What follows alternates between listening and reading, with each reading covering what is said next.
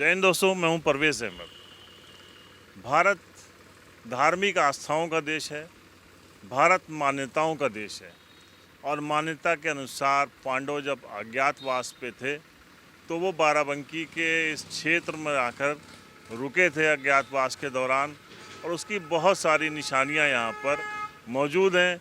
उसी में से आज हम आए हैं। बाराबंकी का क्षेत्र है कुरुक्षेत्र। अब आप हैरत में पड़ जाएंगे कि कुरुक्षेत्र तो हरियाणा में है। ये क्षेत्र हम आपको दिखाएंगे।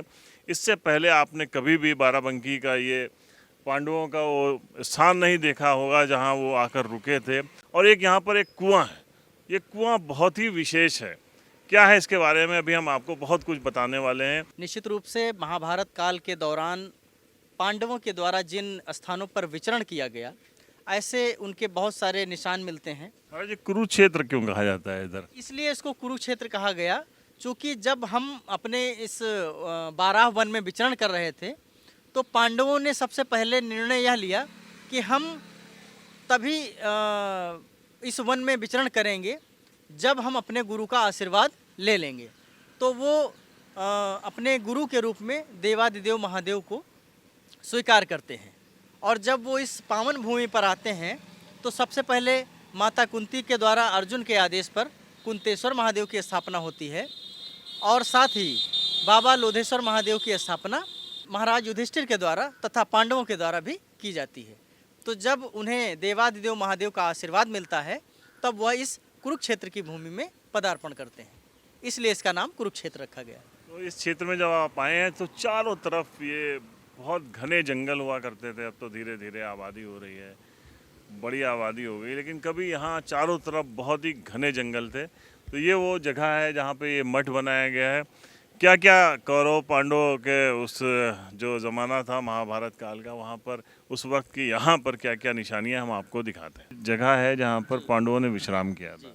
ये सबसे पहले यहाँ पर पांडवों के द्वारा विश्राम किया गया, चूँकि यज्ञ की जब योजना बनाई जा रही थी तो पांडवों के द्वारा निरंतर लगातार पैदल चलने के कारण वो सब बिल्कुल पूरी तरीके से थक चुके थे। तो सबसे पहले इसी स्थान पर आकर के उन्होंने विश्राम किया।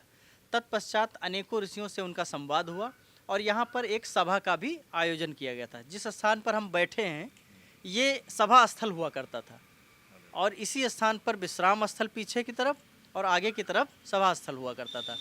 आप जिस स्थान पर बैठे हैं इस स्थान पर आने के लिए हर पेड़ पर एक निशान बनाया जाता था, जिस स्थान से ये पता चलता था कि हम किस स्थान से किस स्थान की दूरी पर जा रहे हैं। चूँकि ये जो जंगल था वो इतना घना था, जंगल का जो बृहद एरिया था वो हमारे 12 वन को ही जोड़ा गया। चूँकि नैमिषारण्य और 12 वन ये दोनों बिल्कुल अलग अगल बगल है, जैसे कि सीतापुर और बाराबंकी। तो नैमि मतलब नीम, सा मतलब बहुत और अरण्य मतलब जंगल। तो नैमिष अरण्य अब होकर के हो गया है नैमिषारण्य, जहाँ पर नीम के बहुत सारे पेड़ों का समूह हो, इवन जंगल हो, उसको हम नैमिषारण्य कहते हैं। और जो 12 वन के नाम से विश्वविख्यात हो उसको हम बाराबंकी कहते हैं। तो हमारे एक बड़े कवि हुए हैं मृगेश जी, जो हमारे बाराबंकी जनपद के गौरव हैं। उन्होंने एक दोहा लिखा था कि 12 वन विख्यात है बाराबंकी नाम, है प्रसिद्ध भूखंड पर लोधेश्वर सर नाम। तो इस 12 वन से उनका बहुत असीम अगाध प्रेम रहा और उस पर उन्होंने ये पंक्तियाँ लिखी। महाराज जी, एक चीज़ और बताइए कि आज एक तो कृष्ण जन्माष्टमी है और कृष्ण जी अज्ञातवास के दौरान भी आए थे क्या? भगवान तो उनकी लीलाएं अनंत हैं और अपने जिनका उन्होंने अनुसरण जिनका करने के लिए भगवान का जन्म हुआ, ऐसे अर्जुन जिनके भगवान सारथी बन गए। और आप जैसा कि जानते हैं हम चीज़ों को प्रैक्टिकल भी देखते हैं। मनोविज्ञान भी ये कहता है कि जब हम किसी व्यक्ति को लक्ष्य की ओर आगे बढ़ते हुए देखते हैं तो मन को सुखद अनुभूति होती है, और जिसको भगवान श्री कृष्ण आगे बढ़ा रहे हों उसका कोई क्या कर सकता है। पांडवों में सभी श्रेष्ठ थे, सब में बहुत बल था, सभी आयु यश बल कीर्ति से परिपूर्ण थे, परंतु आईएएस सिर्फ अर्जुन बने। तो ये वो स्थान है जहाँ पर पांडवों ने यज्ञ किया था, इसी स्थान पे किया था। उसके बाद प्रतीकात्मक तौर पर इस जगह का ये निर्माण बाद में कराया गया है, जो स्टेट के जो राजा थे उन्होंने करवाया। यहाँ पर सबसे पहले जब यज्ञ की भूमिका का निर्माण हुआ और इसी स्थान पर पांडवों के द्वारा यज्ञ का भी आयोजन किया गया था।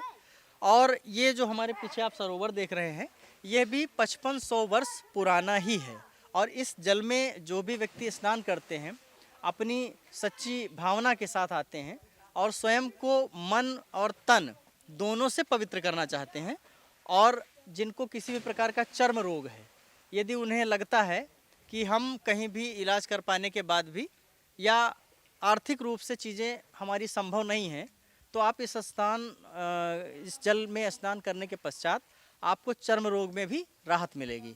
और हमारे पास में ही आपको एक पांडव कूप दिखेगा, जो कि अर्जुन के बाण से उत्पन्न किया गया। तो ये वो कूप है, कुआं, जिसको अर्जुन ने अपनी बाण से जो है बाण मारा था, उसके बाद इससे पानी निकल आया था।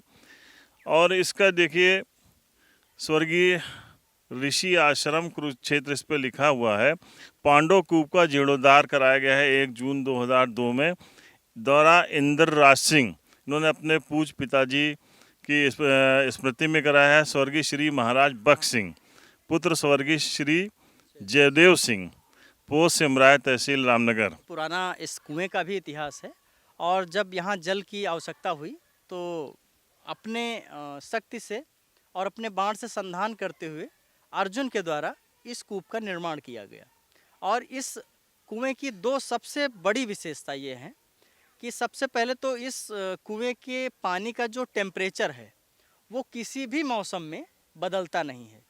हर मौसम में इसका टेम्परेचर बराबर ही रहता है।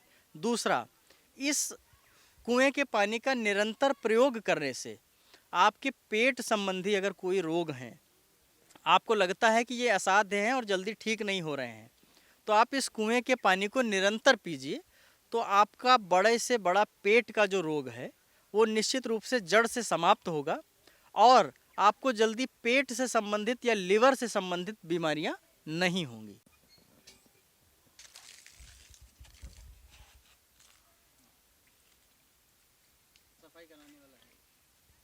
बहुत सारे ऐसे पेड़ हैं इसी स्थान पर हमारे कुरुक्षेत्र में, जो कि औषधीय गुणों से परिपूर्ण हैं।